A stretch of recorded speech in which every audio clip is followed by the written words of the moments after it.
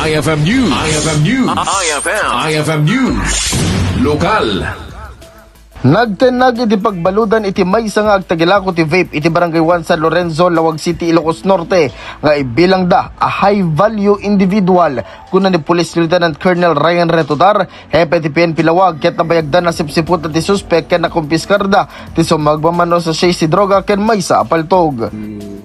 Launch tayo ti drug bypass operations tayo kadating ng isang personalidad nga naka konpiskaran tayo iti with an estimated weight of 5.2 grams ken isang paltog.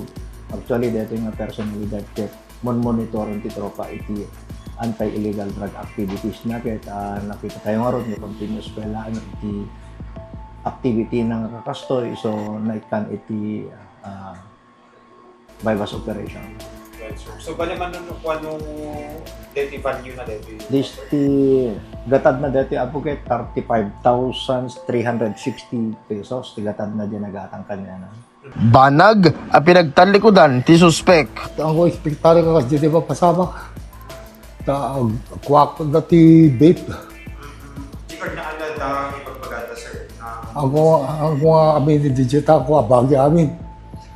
Ako bagi DJ amin DJ ko. Tati DJ vape nga kwaon DJ inventory da. DJ karton na i-deliver ko pinagpuka da. DJ karga di wallet ko. Dawan 5 na pinagpuka da pa eh. Kung sabali pa ti tsukat na kakwarta. Sama mo nagkapanagay, sir. Awalan ko nga kami hindi kita shoot. Patang ko bagi di DJ sir.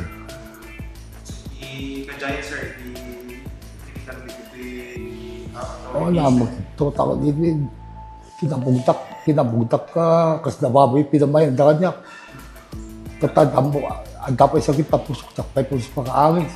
Inlayon ti hepe ang mapila ti suspect iti kaso a panagsalungasing ti RA 9165 when a Comprehensive Dangerous Drugs Act of 2002 ken RA 10591 when a Comprehensive Firearms and Ammunition Regulation Act. Para iti IFM News, ay Dolores Martinez, Tatak, IFM. IFM News. IFM News.